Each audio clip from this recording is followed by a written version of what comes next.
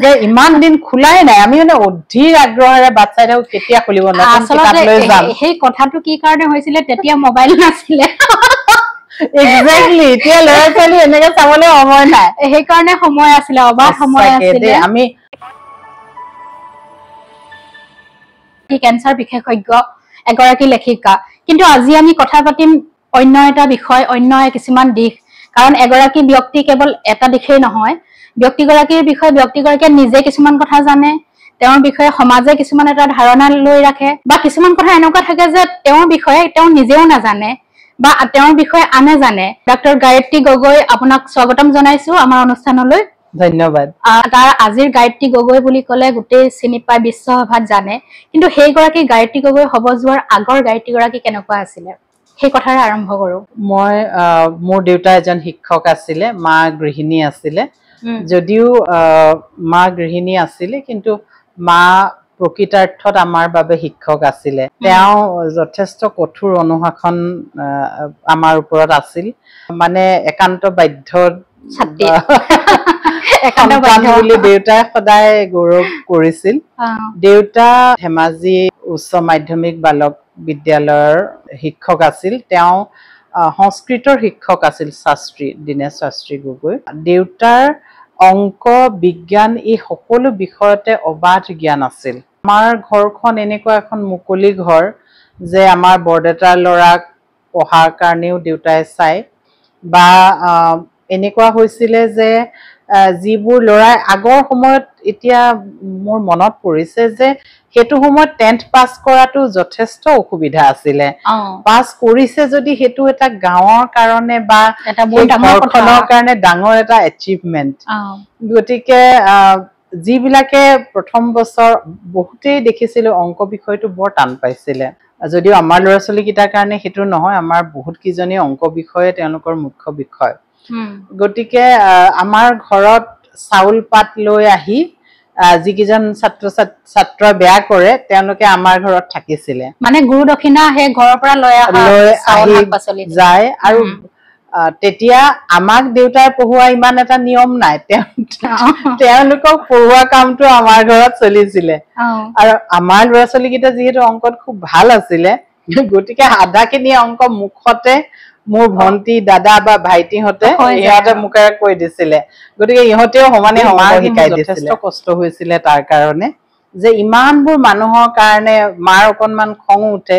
আৰু এটো অতি স্বাভাৱিক কথা যে নিজৰ 4-5টা ল'ৰা ছোৱালী ঘৰৰ ইমানখন কাম তাৰোপৰি যদি আৰু দুজন তিনজন আমাৰ ঘৰত আহি থাকিবলৈ হয় সদায় ঘৰতটো বেলেগ কোনো কাম কৰিবলৈ নাই কিন্তু এটা কথা আছিল আমি আমাৰ কাম ভাগ কৰা হৈ আছিল যে মই ঘৰ হৰা চোতাল হৰা বাসন ধোৱা এনেকুৱা কি ধৰণৰ কাম কৰিম আৰু ভন্টিয়ে কি ধৰণৰ কাম কৰিব আমি আৰু অৱশ্যে আমাৰ ঘৰত ল'ৰা আৰু ছোৱালী বুলি পাৰ্থক্য নাছিল সৰুতে কিতাপ পত্ৰৰ প্ৰতি বহুত আকৃষ্ট হৈছিল তেতিয়া মৌচাক সফুৰা যিবোৰ শিশু আলোচনী আছিল মৌচাকখন প্ৰায় মুখস্থ হৈ গৈছিল সেই পৰিবেশটো দিছিল আপোনাৰ অভিভাৱকে হয় যেটো আপোনাৰ পৰৱৰ্তী পৰ্যায়ত বহুত সহায় কৰিছে হয় হয় সেই পৰিবেশটো আছিল গতিকে আমাৰ ঘৰত আমি সৰুতেই চে গুৱাভাৰৰ সাহিত্যৰ পৰা আৰম্ভ কৰি লিও টলষ্টয় মেক্সিম গৰ্কি গোটেই পৃথিৱীৰ সাহিত্য আমি পঢ়িছিলো ভবেন্দ্ৰনাথ শইকীয়া ছাৰৰ কিতাপ হোমেন বৰগোহাঁই ছাৰৰ কিতাপ যোগেশ দাসৰ কিতাপ মানে কিতাপ আছিল মানে গাঁৱলীয়া বাটেৰে বিশ্বমুখী যাত্ৰাটো তাৰ পৰা আৰম্ভ একেবাৰে হয় এটা কথা খুব ভাল যে আপুনি বিজ্ঞানৰ ছাত্ৰী হল কিন্তু কলা শাখাৰ প্ৰতি সেই যে মনটো থাকিলে সেই কথাটোৱে আপোনাক এটা বেলেগ এটা পৰিচয় প্ৰদান কৰিলে পৰৱৰ্তী পৰ্যায়ত হয় অলপ দিনৰ আগতে মোৰ বান্ধৱী এজনীয়ে যেতিয়া মোৰ 6খন কিতাপ প্ৰকাশ হল তাই আমাৰ স্কুলৰ গ্ৰুপত মই পোষ্ট কৰিলে যে কিতাপখন ওলাইছে বুলি তেতিয়া তাই দীপামণিয়ে গ্ৰুপত দিছে গায়ত্ৰী আমি জানিছিলো যে তই চিকিৎসক হলি কিন্তু কাহানী বাজে লেখক হবি তেলে তাৰ কাৰণ আছিল আগৰ দিনত পাৰিজাত হেৰি নাছিল এই বিস্কুটৰ পেকেট বিলাক মানে নাছিল তেতিয়া কাগজত এনেকে বান্ধি প্লাই মানে বয়ামত থৈ দিয়ে বয়ামৰ পৰা কাগজত বান্ধি দিয়ে আৰু মানুহে নিজৰ ঘৰতহে আহি টেমাত ভৰাই থব পাৰে আমি কিবা কাৰণে স্কুলৰ পৰা হয়তো সোনকালে ছুটি দিছিলে দীপামণিৰ ঘৰলৈ গৈছিলো দীপামণিয়ে ৰাস্তাত যাওঁতে আমি চাইকেল চলাই যাওঁ তাই বিস্কুট কিনি নিছে আৰু মোক চাহ খুৱাবৰ কাৰণে কাগজখন মোৰ সন্মুখত আছে তাই গ'ল চাহ বনাবলে তাই উভতি আহি মোক দেখিছে মই নিমগ্ন হৈ কিতাপ কাগজ টুকুৰাত কি লিখা আছে সেইটো পঢ়ি আছো কিন্তু মোৰ সেই কথাটো মনত নাই অলপ দিনৰ আগতে তাই যেতিয়া ক'লে তেতিয়া মই ভাবিছো দেই কিতাপৰ ফুকে ইমান পাইছিলে যে পেলাই দিয়া কাগজ ডখৰ পৰাও মানে কাগজ ডখৰো শান্তি নাই যে মোৰ কৰিলে সেই কাৰণে যে এটা ফকৰা আছে যে যি মূলা বাহিব তাৰ দুপাততে চিন তাৰ কথাটো নিজে উপলব্ধি কৰিব পাছতহে পৰা যায় আচলতে এতিয়াহে তেতিয়া মোৰ একো মনত নাই আৰু কিন্তু পৰৱৰ্তী পৰ্যায়ত তুমি নিশ্চয় জানিব বিচাৰিবা মোৰ মানে চিকিৎসক হোৱাৰ যাত্ৰা কেনেকৈ নিশ্চয় নিশ্চয় মই সেই প্ৰশ্নটো সুধিম ভাবিছিলোৱে গতিকে আমাৰ আটাইতকৈ আনন্দদায়ক দিনটো যিহেতু একেবাৰে মনৰ পৰা মানে সেই সোণোৱালী দিনবিলাক সুবিধা পালে এতিয়া মানে বাকচটো খুলি দিয়া নিচিনা হৈছে আৰু ক'বলৈ মন যায় যে বাৰিষা হলে আমি ধান ৰুবলৈ যাওঁ যিহেতু সেইটো সময়ত বন্ধ থাকে আচলতে সেইটো বৰ প্ৰয়োজন যে ছাত্ৰ ছাত্ৰীৰ কাৰণে এটা মুকলি সময় গোটেই বছৰটোৱে তাহাঁতক নিৰ্দিষ্ট এটা নিয়মৰ মাজত ভৰাই থৈ দিয়াতকৈ অলপ অলপ সময় নিজৰ ঘৰখনৰ কাৰণে কাম কৰিবলৈ এৰি দিয়াটো কিজানি প্ৰয়োজন হয় আৰু খৰালি দিনতো বছৰেকীয়া পৰীক্ষা শেষ হয় মই ভাবো আজিকালি কিয় তেনেকুৱা নহয় ৰিজাল্ট দিলে তেতিয়া দেউতাই কিতাপ কিনি আনে আৰু কাগজ কিতাপ কলম সব কিনি আনে আমাৰ কাৰণে তাৰ পিছত স্কুল খুলিবলৈ যথেষ্ট বন্ধ দিছিলে নেকি মোৰ এতিয়া এনেকুৱা লাগিছে যে ইমান দিন খোলাই নাই আমি মানে অধীৰ আগ্ৰহেৰে বাট চাই থাকো কেতিয়া খুলিব সেই কথাটো কি কাৰণে হৈছিলে তেতিয়া মোবাইল নাছিলে এক্সাক্টলি এতিয়া ল'ৰা ছোৱালী এনেকে চাবলৈ সময় নাই সেইকাৰণে সময় আছিলে অবাধ সময় আছিলে আমি সেইটো কাৰণে যে এমাহতে পঢ়া শুনাবোৰ শেষেই হৈ যায় তাৰপিছত কোনটো পেজত কোনটো আখৰ আছে সেইটো মনত থাকেগে গৈ যে গোটেই বছৰটো মই পিছৰ শ্ৰেণীটোলে কেতিয়া পাম তাৰমানে এখনটো পঢ়ি শেষেই হৈ গ'ল আৰু তাৰমানে আমি যথেষ্ট সময় পাইছিলো মোৰ এতিয়া এনেকুৱা লাগে আৰু কি হ'ল মই পথাৰলৈ যাবলৈ ওলাইছো মই সেইবাৰ 7ৰ পৰা 8লৈ পৰীক্ষা দিলো আৰু তাৰপিছত বিন্দাস পথাৰ যাওঁ আৰু ৰাতিপুৱা হলে মায়ে মানে সৰু সুৰা যিখিনি কাম কৰিব লাগে কৰি গোটেই দিনটো পথাৰত ধান দাও গান গাওঁ কিতাপ পঢ়ো চিঞৰ বাখৰ কৰো কাষত নৈখন আছে নৈত বৰশী টোপাও এই ধৰণৰ কাম কৰি থাকো গতিকে পঢ়াত ভাল আছিলো যদিও কিতাপতে যে ধৰি আছিলো এটো নহয় বেলেগ পৃথিৱীখনৰ কাম কাজ কৰা বেছ মনোনিবেশ কৰি বাহিৰা কিতাপখিনি যে পঢ়িছিলে সেই কিতাপখিনিয়ে আপোনাক আকৰ্ষণ কৰিলে আৰু প্ৰকৃতিৰ লগত ধাননিৰ মাজত যি জীৱন সেই জীৱনবোৰ আৰু কাহানিও ঘূৰাই নাপাওঁ কিন্তু মানে অনুভৱ আপোনাৰ সেই লেখাত তাৰ মানে মই ফুটি উঠা কথাটো পাইছো আপুনি ধেমাজিক লৈ এটা কবিতা লিখিছিলে তাত জীয়াঢল নদীখন জীৱন্ত হৈ উঠিছে ধেমাজিৰ প্ৰত্যেকটো বস্তু বৰ সুন্দৰকৈ জীৱন্ত হৈ উঠিছিলে সেই কবিতাটো মই আপোনাৰ মুখত শুনিছো আমি শেষত সেই কবিতাৰ এফাকিও শুনিম কিন্তু এই যে মানে চিকিৎসক হোৱাৰ সপোনটো পুহি ৰাখি গাঁৱৰ ধেমাজি জিলাখন এতিয়াও বহু ক্ষেত্ৰত অনুন্নত হৈ আছে পিছ পৰি আছে কিন্তু ধেমাজিৰ আপুনি আপোনাৰ কথাতে কৈ গ'ল যে আপুনি বোকা মাটি খচকি পথাৰত গৈছে বা আঘোণৰ পথাৰতো ধান দাইছে বাৰিষাৰ পথাৰতো আপুনি ৰুবলৈ গৈছে তাৰ মাজত আপুনি কেলিফৰ্নিয়া ইংলেণ্ড আমেৰিকা আপোনাৰ বিষয়ে যেতিয়া কোনোবাই কথা কয় যে আপোনাৰ পৰিচয়টো দিব যাওঁতে বাহিৰত গৱেষণা কৰিছে বাহিৰত বহুত এচিভ কৰিছে এই বিশ্বমুখী যাত্ৰাটো কেনেদৰে সম্ভৱ হৈ উঠিলে সেই বোকা মাটিৰ পৰা প্ৰেক্টিকেল লাইফত আপুনি এইটো ইয়াত সাংঘাতিক মোৰ শিক্ষকসকলৰ ভূমিকা আছে এক্সেক্টলি মই কথাটো এইজনে এইটো কৰিছিলে ক'ব নোৱাৰো যেতিয়া মই চেঙেলি পথাৰ এমভি স্কুলত ক্লাছ 7লৈকে পঢ়ি আছিলো সেই তেতিয়া আমাৰ স্বৰ্গীয় লক্ষীপ্ৰসাদ ফুকন ছাৰ আমাৰ ঘৰত আহি সোমাইছে সোমাই মই দেখিলো আজি ছাৰ দেখোন এতিয়া পৰীক্ষাও নাই ৰিজাল্ট দিব হৈ আছে কেলেনো ছাৰ বা আহিলে আৰু মই পলাইছো পিছফালে তাৰপিছত ছাৰে আহি মাক সিৰিয়াসলি কিবা এটা কথা কৈছে মই শুনি পালো যে মোৰ বৃত্তি পৰীক্ষা দিব লগা আছে সপ্তম শ্ৰেণী তেতিয়া ক'লে নহয় গায়ত্ৰীয়ে বৃত্তি পৰীক্ষা দিবলৈ আছে তাই পঢ়া শুনা কৰিছে নে নাই তাৰ পৰা মই কেতিয়া ফৰ্ম ফিল আপ কৰিলো মই নিজে আচৰিত পালো তেতিয়া মোৰ মনত আছে যে মই যেতিয়া বছৰেকীয়া পৰীক্ষা হৈ আছিলে ছাৰে ক'লে বৃত্তি পৰীক্ষাৰ কাৰণে 30 টকা গায়ত্ৰী ঘৰৰ পৰা লৈ আহিবা মই আহি মাক ক'লো মায়েও 30 টকা দিলে কিন্তু বেগ চেক নাই নহয় হাততে কিতাপ পত্ৰ লৈ যাওঁ তেতিয়া দিনত আচৰিত কথা এনে মোনা এটাও লৈ যাব পাৰিলোহেঁতেন কিন্তু সিমানখিনিও বুদ্ধি নাই হাততে কিতাপ পত্ৰ লৈ যাওঁ গতিকে হেৰাই থাকে কেতিয়াবা পইচা 30 টকা ক'ত হেৰালো ক'ব নোৱাৰো ছাৰহঁতকো নকলো ছাৰহঁতেও মোক নুখুজিলে গতিকে মই ভাবিলো মোৰ আৰু বৃত্তি পৰীক্ষা দিব নাই তাৰপিছত ছাৰে একদম 100 মান মাক কৈ থৈ গ'ল তাৰপিছত মায়ে কৈছে নহয় এতিয়া আহি হেড ছাৰে কৈ গ'ল পৰীক্ষাটো দিবই লাগিব আৰু মোৰ অৱস্থাটো কি যে মানে হেতু সময়ত যেহেতু মই কলৈও নাযাওঁ গতিকে মোৰ কাপোৰ কানি সব বেয়া হ'ল পথাৰলৈ গৈ আৰু হাত ভৰি নৰাই কাটি মানে মানুহৰ নৰাই খুব কাটে নহয় কোমল তেতিয়া আৰু 7ত পঢ়া ছোৱালীজনী কেনেকুৱা আমাৰ স্কিনটো জপিয়াই ফুৰা হয় সেইবোৰ হাত ভৰি কাটিছে তাৰ প্ৰতি কোনো চেতনা নাই গতিকে এতিয়া সৰ্বনাশ এইখিনিতো এসপ্তাহ মান মই ঘৰত থাকিলেহে অলপ যত্ন ললে ভাল হ'ব এফালে কাপোৰ নাই তাৰপিছতে মুখখন গুমুঠা কৰি আছো আৰু মায়ে ক'লে নহয় হেড ছাৰে কৈছে পৰীক্ষাটো দিবই লাগিব তই আৰু যাবলৈ বাদ দে আজি কাইলৈ কিতাপ পত্ৰবোৰ অলপ উলিয়াই ছাৰ অন্ততঃ ছাৰৰ মানে সন্মানটো ৰক্ষা কৰিব লাগিব ছাৰহঁতক কলৈগৈ এজন বুলন ছাৰ আছিলে এজন যি ইংলিছ পঢ়াইছিলে এজন মূল্যধৰ গগৈ ছাৰ আছিলে গোটেইকেইজন স্বৰ্গীয় হ'ল বুলন ছাৰ আছে বুলন বৰগোহাঁই ছাৰ এতিয়া আমাৰ বুলজিৎ বৰগোহাঁই দেউতাক আছিলে আমাৰ ইংৰাজী শিক্ষক তাৰপিছত নিত্যা চমুৱা ছাৰ হিন্দী শিক্ষক আছিলে তেওঁলোক এতিয়া মোৰ পিছত পৰি গ'ল নহয় আবেলি আকৌ আহিলে কৈছে মই লিখি দিম তাই বৃত্তি পাব আপুনি দিয়াব দেই বুলি মাক বুজাই গ'ল মায়ে চাহ তাহ খুৱাই পঠিয়ালে মোৰ এতিয়া কোনো ৰাস্তা নাই মায়ে কাপোৰ কানি কিনি আনি দিলে আৰু দুযোৰ পৰীক্ষা দিবলৈ যাবলৈ তাৰপিছত ধেমাজি টাউন হাইস্কুলত পৰীক্ষা দিলো কি লিখিছো ক'ব নোৱাৰো একো পঢ়া নাই নহয় বহুত দিন যি আহিলে চিন্তা কৰি কিবা লিখিলো আৰু এতিয়া একো মনত নাই তাৰপিছত আৰু আকৌ পথাৰ যোৱা তাৰ দুমাহৰ পিছত বুলন বৰগোহাঁই ছাৰে তেতিয়া লখিমপুৰ জিলা আছিলে ধেমাজি জিলা তেতিয়া হোৱা নাছিল তাৰপিছত ছাৰে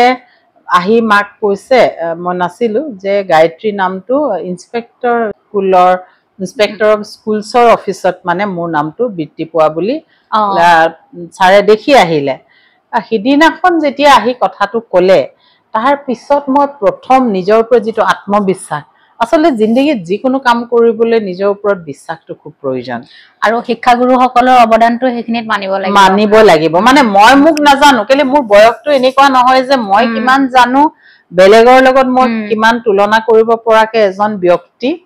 সেই কথাটো মই গম পোৱা নাছিলো সেইদিনা মই প্ৰথমবাৰলৈ নিজৰ ওপৰত যি আত্মবিশ্বাস হৈছিলে সেইদিনা মই সাংঘাতিক ধৰণে উপলব্ধি এটা কৰিলো যে মোৰ শিক্ষকসকলে মোৰ মানে পিতৃ মাতৃয়ে মোক বেছি জানে মই ইমান নাজানো মই কিবা এটা কৰিব পৰা শক্তি আছে তেতিয়া মই ধেমাজি মানে উচ্চ মাধ্যমিক বালিকা বিদ্যালয়ত পঢ়িবলৈ গুচি গলো মানে ধেমাজি টাউনত যিখন আছে চাইকেল লৈ যাওঁ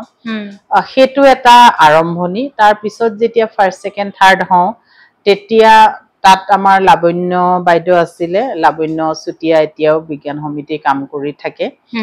কৰবী বাইদেউ আছিলে লাবণ্য বৰগোহাঁই বাইদেউ আছিলে হেডমিষ্ট্ৰেছ তেওঁলোকৰ তত্ত্বাৱধানত তাত আৰু মোৰ বান্ধৱীসকল আমাৰ বেটছৰ 3 গৰাকীয়ে আমি চিকিৎসক হলোগৈ কৰবী নিভা আৰু মই আৰু তাত গোটেই তাৰ বাদেও বাকি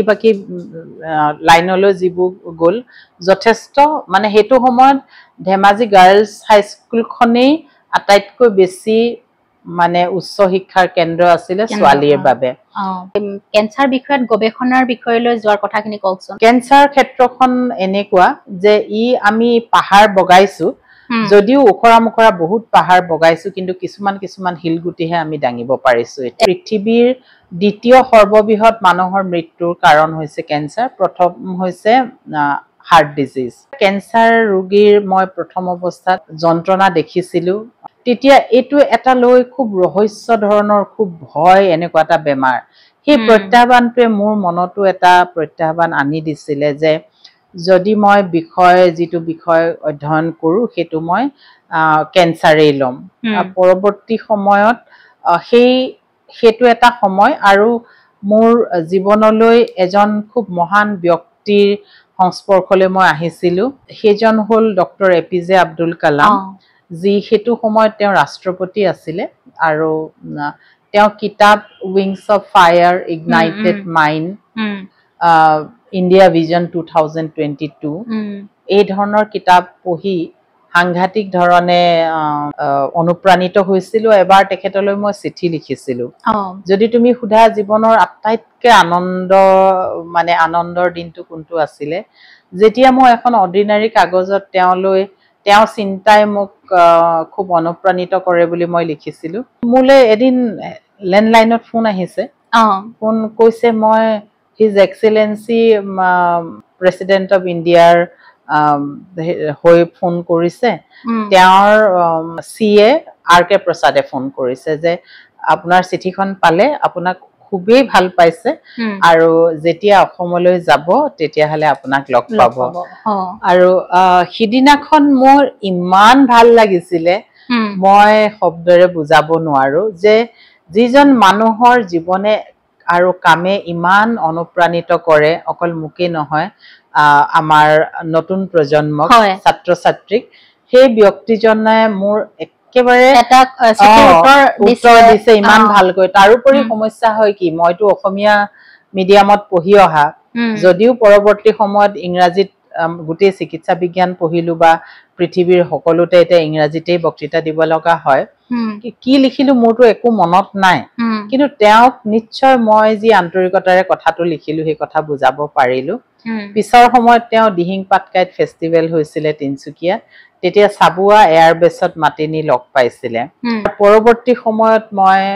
এটা সপোন আৰু এজাক শিশু বুলি তেওঁ জীৱন আৰু কামৰ ওপৰত আৰু আমি কৰিব পৰা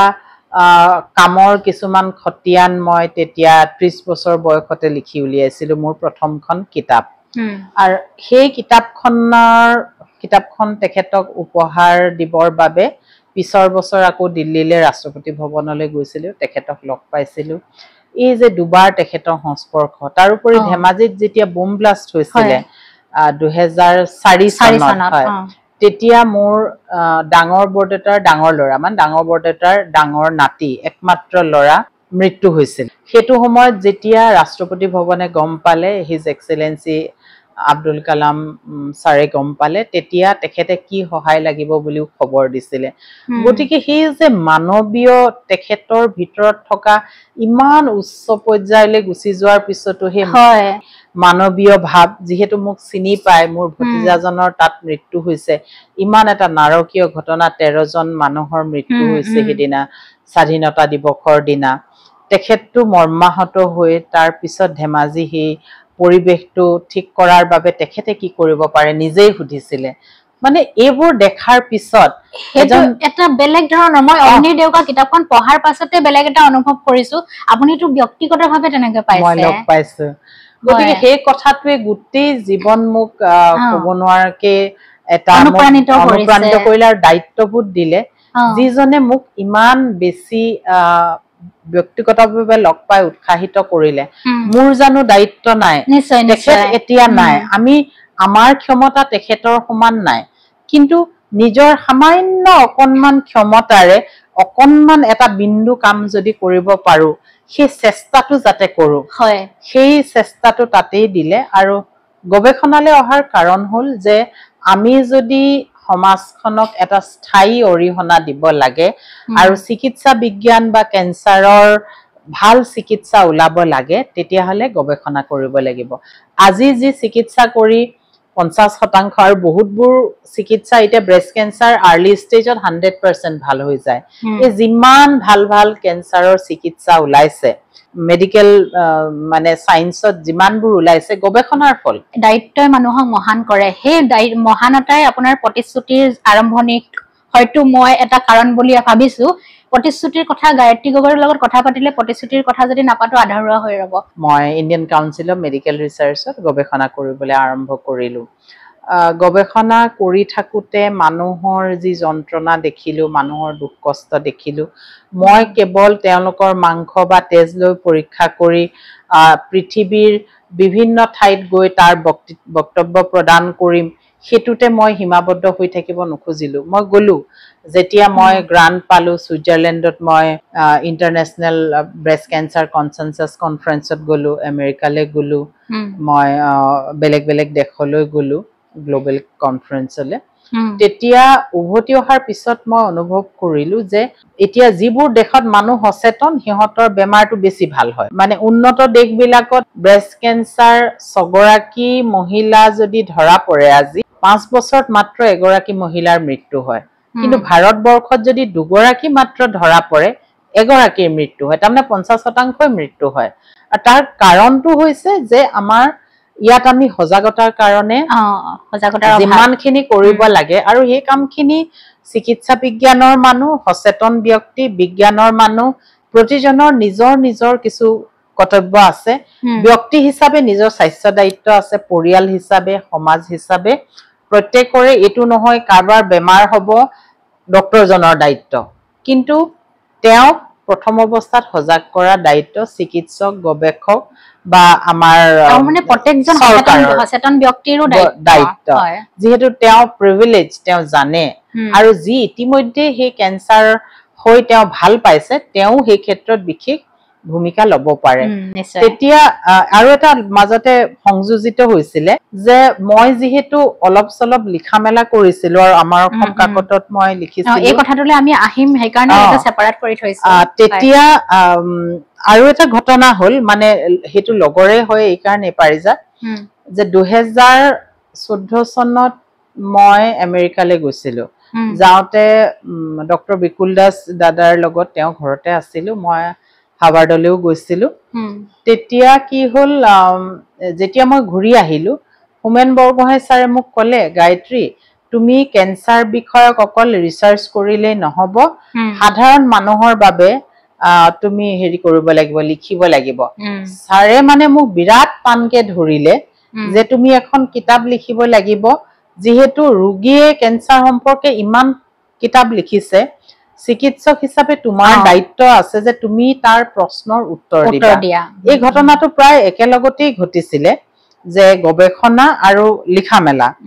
তেতিয়া মই এখন কিতাপ পটককে লিখা সম্ভৱ নহয় আমাৰ অসম কাকতত প্ৰায় আৰ্টিকেল বিলাক লিখি থাকো যেতিয়া যেতিয়া সময় পাও এখনটো মোৰ সংসাৰ আছে দুটা লৰা ছোৱালীৰে হৈতে হাজবেণ্ড নিজে বিজি থাকে নিজৰ কামত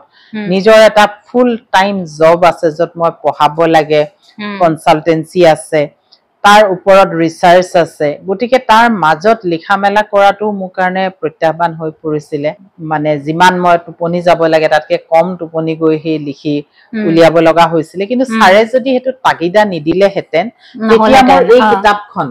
এখন 2015 চনত ক্যান্সাৰ নামৰ কিতাপখন ক্যান্সাৰ কিছু জীৱন কিছু বিজ্ঞান আৰু যি প্ৰত্যাহ্বান এই কিতাপখন প্ৰথম অসমীয়া কিতাপ যিখন এজন চিকিৎসকে লিখিছে আৰু এই যিসকল ৰোগীয়ে ক্যান্সাৰ সম্পৰ্কীয় কথাবোৰ লিখিছিলে তাৰো উদ্ধৃতি ইয়াত দিয়া হৈছে তাৰ বহু প্ৰশ্নৰ উত্তৰো এই কিতাপখনত দিবলৈ চেষ্টা কৰা হৈছে ইয়াৰ ইতিমধ্যে 6টা এডিশন সংস্কৰণ ইতিমধ্যে ওলাইছে তাৰ পিছত মোৰ গৱেষণা চলি থাকিলে আৰু মই তেতিয়া ভাবিলো যে মই ৰোগীক সহায় কৰা কাম কৰিব লাগিব হেইবাবে মানুহক সচেতন কৰিবলৈ এই কিতাপখন আলটিমেটলি লিখি উলিয়ালো নিউজ লাইফত হোমেন বৰগোহাঁই ছাৰে কিতাপখন উন্মোচন কৰিলে তাৰ পিছত এই কিতাপখনৰ যোগেদি বহুত মানুহ সচেতন হল আৰু মই প্ৰায় মানুহে মাতিলে বেলেগ কামত মাতিলেও মই ক্যান্সাৰ বিষয়ত অকনমান সময় উলিয়াই কথা ক'বলৈ চেষ্টা কৰো মানে মই মোৰ লেবৰ পৰা মই মোৰ হস্পিটেলৰ পৰা উলাই আৰু অলপ সময় মানুহক দিবলৈ আৰম্ভ কৰিলো তাৰ পিছত যেতিয়া মানুহে মই কোৱাটো বা গুৰুত্বপূৰ্ণ বুলি ভাবিলে ইমানেই মানুহে মোক আমন্ত্ৰণ কৰিব ধৰিলে আজি দিনত যদি সুধা যায় কিমানটা পেন্ডিং আছে মোক 50টা মান মোৰ ইনভাইটেশন পেন্ডিং এ আছে মানে যাব নোৱাৰে ক্যান্সাৰৰ বিষয়ত বক্তব্য ৰাখিবৰ বাবে প্ৰতিদিনেই সেই ইনভাইটেশনটো আহে গ্ৰন্থমেলাত দুবাৰ গ্ৰন্থমেলাত মই যদিও গ্ৰন্থৰ কথা কিন্তু যিহেতু তেওঁলোক প্ৰত্যেকই আমি এতিয়া সেই সচেতনতাটো ক্ৰিয়েট কৰিব পাৰিছো তেওঁলোকে কেঞ্চাৰ বিষয়ত বক্তব্য ৰাখিবৰ কাৰণে যোৱা দুবাৰ উত্তৰ পূব গ্ৰন্থমেলাত আমাক নিমন্ত্ৰণ কৰিছে গতিকে দেখিছো পৰিৱৰ্তনটো আহিছে সচেতন হৈছে তাৰ পিছত যিসকল ৰোগীক মই ব্যক্তিগতভাৱে যে মই অকল নিজৰ গৱেষণা কৰি নিজৰ নাম কৰিলে নহব ৰোগীক সহায় কৰা কামটো মই কৰিবলৈ আৰম্ভ কৰিলো কৰি থাকোতেও কিবা কিবি কাৰবাৰ কিছুমান পৰিস্থিতিত পৰি তেনে ধৰণে হ'ল মই নিজে একো কাহানিও এনেকুৱা অৰ্গেনাইজেশ্যনৰ যোগেদি কাম কৰিম বুলি ভবা নাছিলো কিন্তু মাজতে পান্নাৰ বেমাৰ হ'ল পান্নাৰ কাহিনীটো জনপ্ৰিয় কাহিনী হয় পান্নাৰ কাহিনীটো মই পাব্লিক ডমেইনলৈ আনিছো মই যেতিয়া তাৰ দ্বিতীয়বাৰ কেঞ্চাৰ হ'ল তেতিয়া মই তাই গোটেই কাহিনীটো বাতৰি কাগজত লিখিলো তাই আগতে তাই বায়েকৰ কাহিনীটো লিখিছিলো তাই এই কিতাপখনতো পপি শান্তনা ভৰালী এটা চিনাকি নাম তাই PhD কৰি থকা অৱস্থাতে ওভেৰিয়ান কেঞ্চাৰ হৈ মৃত্যু হৈছিল তাৰ পিছত মাকৰ মৃত্যু হ'ল গতিকে পপিৰ কথাটো মোৰ কিতাপখনতো সন্নিবিষ্ট হৈছিল যেতিয়া মই তাত লিখিলো যে এখন ঘৰত যদি দুজন তিনজন মানুহৰ কেঞ্চাৰত আক্ৰান্ত হৈছে তেওঁলোকৰ বাকি মেম্বাৰৰো হোৱাৰ সম্ভাৱনা বেছি আৰু ওভেৰিয়ান কেঞ্চাৰ হলে ব্ৰেষ্ট কেঞ্চাৰো হ'ব পাৰে এই কথাটো পান্নাই কৈছে যেতিয়া পান্নাই মই লিখাটো পঢ়িলে পান্নাক মই চিনি নাপাইছিলো আগতে পঢ়াৰ পিছত তাই পঢ়ি পেলাই নিজৰ অকনমান তাই মনত সেই ভাব হ'ল তাই নিজে ব্ৰেষ্টৰ এক্সামিনেশ্যন কৰি চালে মই কলো যে ওভেৰিয়ান হলে ব্ৰেষ্ট কেঞ্চাৰো হ'ব পাৰে তাৰ পিছত তাই নিজে এটা গোটা পালে প্ৰথমবাৰ যেতিয়া তাই পৰীক্ষা কৰিলে কি ধৰণৰ সংযোগ যে লিখাই মানুহৰ জীৱন কেনেকৈ বচাব পাৰে তাৰ পিছত তাই বায়োপসি কৰিলে ষ্ট্ৰেট কেঞ্চাৰ ওলাল একো তাত ডাউট নাই তেতিয়া মই যেহেতু অন্যান্য মানুহ সহায় কৰি থকাটো গম পাইছিলে নকুল খাউণ্ডৰ লগত পান্না আৰু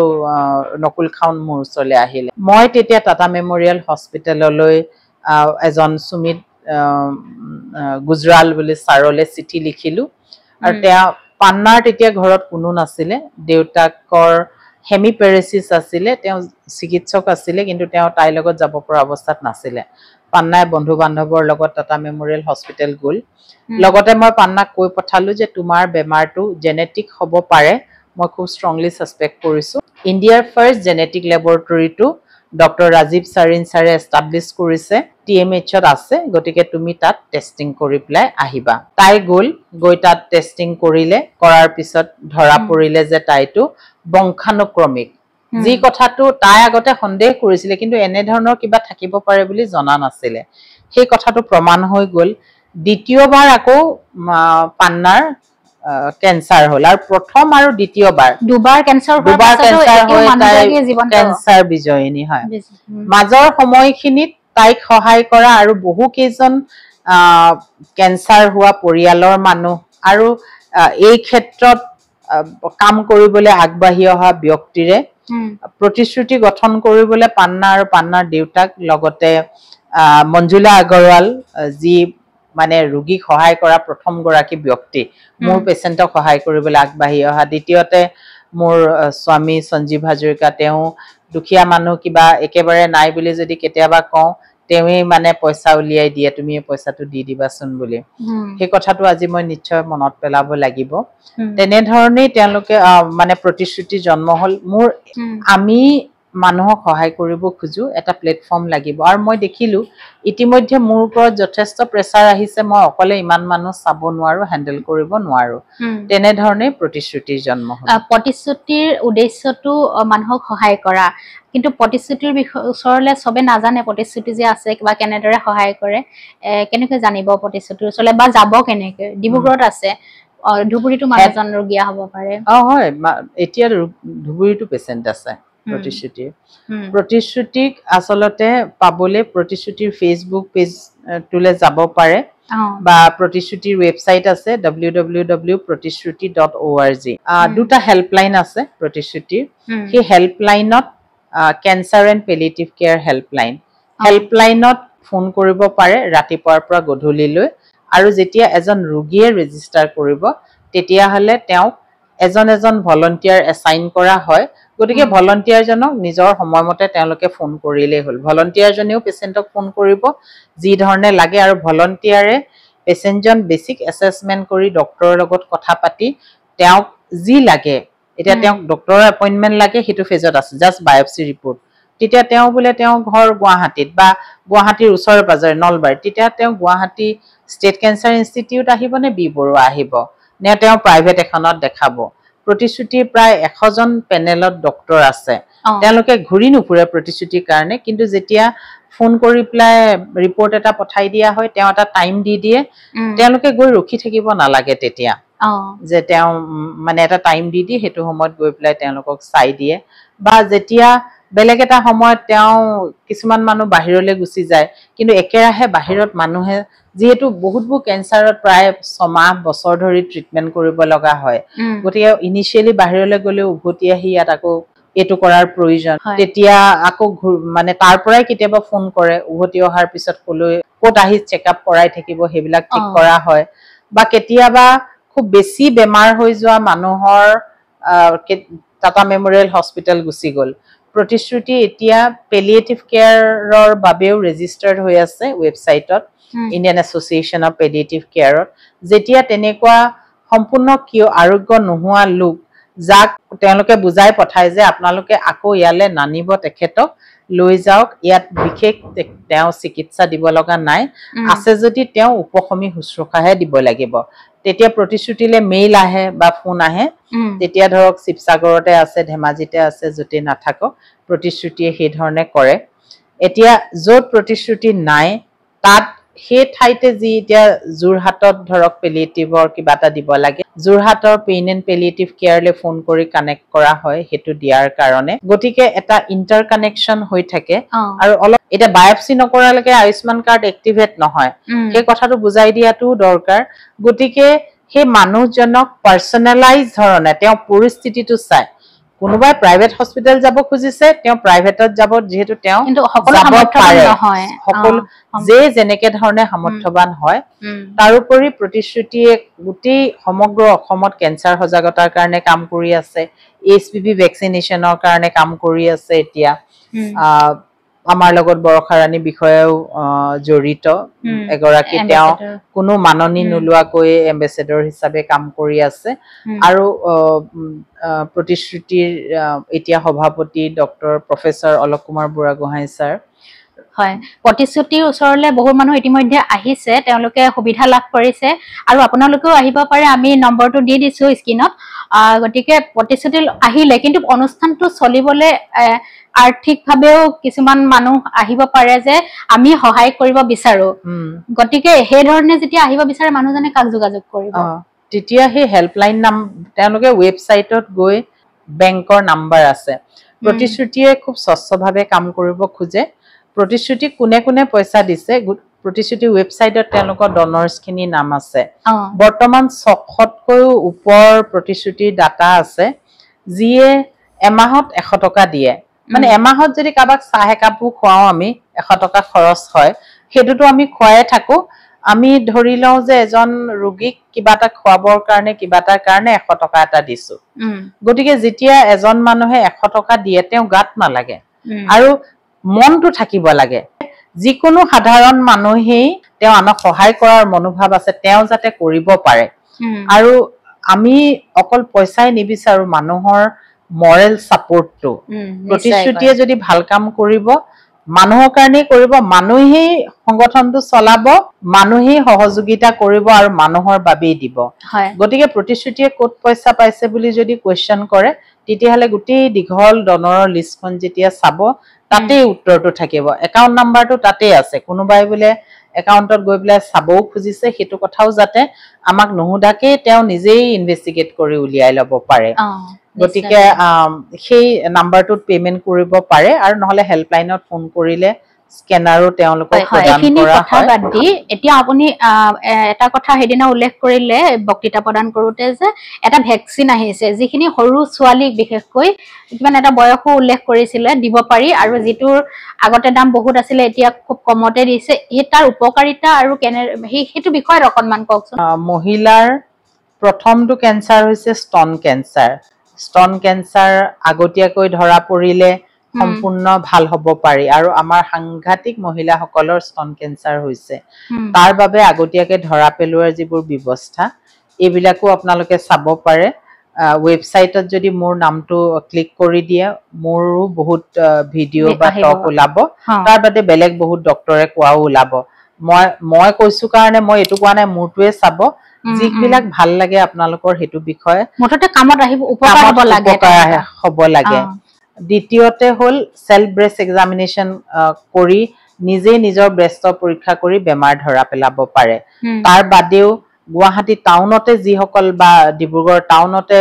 যিসকল আছে যদি মেমোগ্ৰাফি আছে 35 ইয়াৰ্ছৰ পৰা আপোনালোকে মেমোগ্ৰাফি কৰিম বুলি যেহেতু আমাৰ ইয়াত অলপ কম বয়সত হয় সেই কাৰণে 35 মানৰ পৰা মেমোগ্ৰাফি কৰাটো দৰকাৰ হেতু কৰিলে একেবাৰে সৰু অৱস্থাতে বেমাৰ ধৰা পৰিব তাৰ পিছত চিকিৎসাৰ যোগেদি সম্পূৰ্ণ এটা স্বাভাৱিক জীৱন যাপন কৰিব পাৰিব প্ৰথম আহ্বান দ্বিতীয় সৰ্ববৃহৎ মহিলাৰ কেঞ্চাৰ হৈছে জৰায়ু গ্ৰীবা বা জৰায়ু মুখৰ কেঞ্চাৰ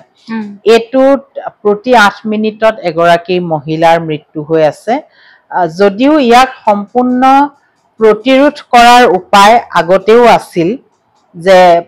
কেঞ্চাৰ হোৱাৰ আগৰ যিটো অৱস্থা মানে তোমাৰ 5 বছৰৰ পিছত কেঞ্চাৰ হ'ব নেকি সেই কথাটো জানিব পাৰি এটা চাব গলে হেতু কিমান এটা ভাল উপায় যে মানুহে 5 বছৰ আগতেই কথাটো জানিব পাৰে সতৰ্ক হলে এটো নহবই তেতিয়া মানে তেতিয়া কি হ'ব এই তেও সামান্য যিটো বেমাৰ হৈছে তাৰ চিকিৎসা ললে হ'ব কেঞ্চাৰৰ ৰেডিঅথেৰাপি কেমোথেৰাপি লবলে দৰকাৰ নাই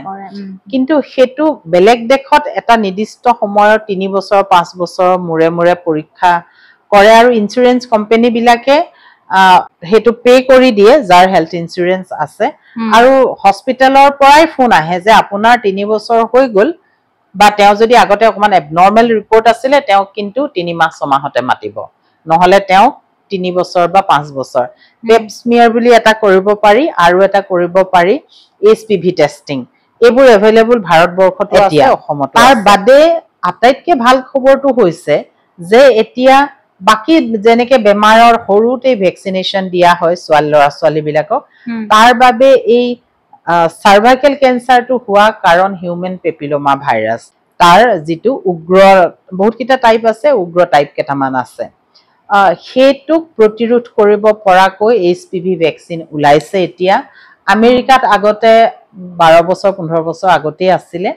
কিন্তু আমেৰিকাৰ পৰা ইয়ালে যিকোনো বস্তু আহিলে পাৰিজাত অত্যন্ত খৰচী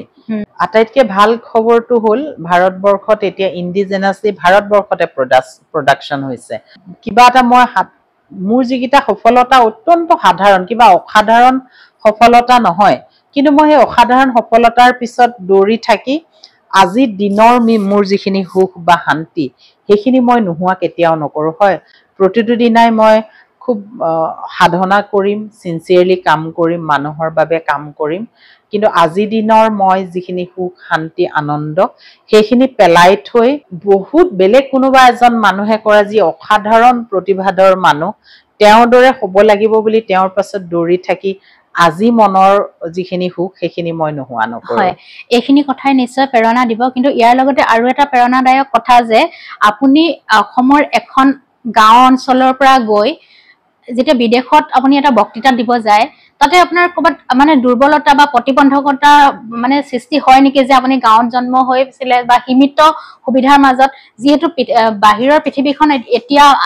এতিয়া আমি যিটো পৰ্যায়ত আছো গুৱাহাটীত তাতকৈ বহুত উন্নত গতিকে আপোনাৰ ক্ষেত্ৰত হেই কিবা দুৰ্বলতা এনেকুৱা ধৰণৰ আছিল নেকি যে এটো কথাই আপোনাক পিছলৈ টানিছে সেইখিনি কাৰণে ফাইট কৰিব লগা হৈছে তেনেকুৱা কথা যিখিনি কথা জানিলে আগবাঢ়ি অহা সামৰ কাৰণে সুবিধা হয় যে নিজৰ দুৰ্বলতাটো দূৰ কৰিবৰ কাৰণে এটো এটা আসলতে কন্টিনিউয়াস প্ৰসেস প্ৰথমবাৰ যেতিয়া মই সুইজাৰলেণ্ডত গলো 2013 চনত তেতিয়া 12 নে 13 মই অলপ মোৰ কনফিউজন হৈছে তেতিয়া মোৰ অলপ অসুবিধা লাগিছিল কেলে সুইজাৰলেণ্ডৰ ইউৰোপৰ এটিকেট বিলাক অলপ বেলেগ আচাৰ ব্যৱহাৰ বেলেগ এক্সেন্ট বিলাক বেলেগ আমি যদিও ইংৰাজী কওঁ হিহতে কি কৈছে অলপ বুজিবলৈ সময় লাগে গতিকে তেওঁলোকৰ যি খুব অতি ভদ্ৰ ব্যৱহাৰ আমি হয়তো কৰবাত অলপ ব্লান্টলি কথাটো কওঁ খচংকে কওঁ কিন্তু তেওঁলোকৰ যিটো এটিকেট বা লাইনত থিয় হৈ পেলাই কামটো কৰিব লাগে আমি খৰধৰকে গোটেই এজুম বান্ধি দিওঁ কিবা এটা লাগে বুলি কিন্তু তাত আকৌ প্ৰতিটো কথাতে লাইনত থিয় হ'ব লাগে সেইটো এটা ভদ্ৰতা গতিকে সেই এটিকেটখিনি শিকিবলৈ অকনমান সময় লাগে তাৰ পিছৰ হেতু এতিয়া বহুত দিন হৈ গ'ল এতিয়া একেবাৰে সহজ লাগে একো অসুবিধা নহয় কিন্তু অৱশ্যে পৃথিৱী জলৈ যাওঁ মোৰ যি হিপা মই এখন গাঁৱৰ মানুহ আৰু মই ধেমাজিৰ এখন গাঁৱৰ ছোৱালী গতিকে মোৰ সদায় সেই দায়িত্ববোধটো থাকে যে মোৰ ঠাইখনক মোৰ গাঁৱৰ মানুহখিনিক মই কিবা এটা মোৰ কেপাচিটিত যদি পাৰো মইতো ডাঙৰ কিবা ক্ষমতাশালী ব্যক্তি নহয় যি ধৰণে উপদেশ দি পেলাই সহায় কৰিব পাৰো খবৰ লৈ সহায় কৰিব পাৰো কাবাক ব্লাড এটা লাগে যোগাৰ কৰি দিব পাৰো কাৰবাক প্ৰতিশ্ৰুতি যোগেদি সহায় কৰিব পাৰো ঘৰলে গলেও বহু ৰোগীক মই চাই মেলি আহো গতিকে সেই অনুভৱটো সদায় থাকে আৰু পৃথিৱীৰ বেলেগ ঠাইত গৈ পেলাই মই গৱেষণা কৰাৰ সুযোগ এতিয়াও মোক গ্লোবেল স্কলাৰ ট্ৰেইনিঙৰ কাৰণে সিলেক্ট কৰি হাৰ্ভাৰ্ডে মাতিছিলে কিন্তু আমেৰিকাত এতিয়া মানে যোৱাৰ সময়টো খুব ভাল নহয় যিহেতু যথেষ্ট তাত খেলি মেলি দেখিছো ভাৰতীয়ৰ প্ৰতি যাব পাৰো কিন্তু মই কতো থাকি অহাৰ কথা ভবা নাই তাৰ কাৰণেটো ডাঙৰ মানুহবোৰ ডাঙৰ ইনষ্টিটিউটত আছে কিন্তু মোৰ নিচিনা সাধাৰণ এগৰাকী ব্যক্তি মোক ইয়াতহে বেছি প্ৰয়োজন হয় মোৰ ওচৰৰ পাজৰ মোৰ ঘৰখনৰ মোৰ বন্ধু বান্ধৱ বিপদত পৰা মানুহখিনিৰ কাৰণে ইয়াত মই যিমানখিনি কন্ট্ৰিবিউট কৰিব পাৰিম তালৈ গলে অকল মোৰ বাবেহে জীয়াই থাকিম যিহেতু মই এনেকুৱা অসাধাৰণ প্ৰতিভাধৰ নহয় যে তাত গৈ মই কিবা এটা সাংঘাতিক কিবা এটা আৱিষ্কাৰ কৰিম তাত সৰ্বোচ্চ পদৰ অধিকাৰী হম ইয়াত যিটো কৰিছো ইয়াত মই মোৰ যিখিনি অৰিহণা এই অৰিহণাই মানুহৰ কামত আহি যন্ত্ৰণা হ্ৰাস কৰাত কিছু সহায় কৰিব নিশ্চয় আপোনাৰ কথাখিনিতে গম পোৱা যায় যে মাটিৰ মানুহগৰাকী কিমান দলৈকে হেপাই আছে আৰু এই কথাখিনিতে নহয় ব্যক্তিগৰাকী যেহেতু লেখাৰ মাজত প্ৰতিফলিত হয় ইতিমধ্যে আপোনাৰ বহু কেইখন কিতাপো ওলালে আপোনাৰ মোৰ খুব ভাল লাগে ধেমাজিক লৈ লিখা কবিতাটো শুনো যদি ধেমাজিৰ গাঁৱৰ সৰল ছোৱালী হৈ থাকিব বিচাৰো শূন্য পৰিধিৰ ভিতৰে ভিতৰে খেদি ফুৰিছিল মোৰ ভিতৰৰ অচিনাকি মই জনিক সকলো থাকিও বালিঘৰ ভাঙি যোৱাৰ বিষণ্ণতা নেহুমুনিয়াহৰ বিন্দু বিন্দু নাছিল কোনো মোৰ নেপাইছোনো কি হেৰুৱাইছোনো কি যিদিনা চকুৰ পলকতে উল্লাসিত হৈছিল কল্পনাৰ ওখ আলপছ পৰ্বতমালা যেন ভূস্বৰ্গ অলৌকিক অপ্সৰাৰ দেশত হাঁহি ধেমালি অবিশ্বাস্য কল্প কাহিনী বাওনা চৰিত্ৰবোৰ খোজেৰে পাৰ হৈ গৈছিল এটিকৈ বৰফৰ স্নিগ্ধ চাদৰত তথাপি দেখোন আধৰুৱা কিবা নাই ঐশ্বৰ্যই ঢুকি নোপোৱা আত্মাৰ এচুকত হাৰে থাকে যন্ত্ৰণাৰ কণ্ঠস্বৰ বিমোহিত হৈছিলো হাৰ্ভাৰ্ডৰ চমৎকাৰ যাদুঘৰ প্ৰকৃতিৰ বুৰঞ্জীৰ পূৰ্ণাংগ ৰূপ শাৰী ডাইনোচৰৰ বৃহদাকাৰ কংকালবোৰ থৰ লাগি চাই মই কিবা যেন আদিম মানৱ ধৰাৰ জন্ম আদি কথাত পতিয়ন গৈছিলো সভ্যতাৰ বিৱৰ্তন কি যে অপাৰ বিস্ময় সহস্ৰ পখিলাৰ ৰংচঙীয়া পাখিত অংকিত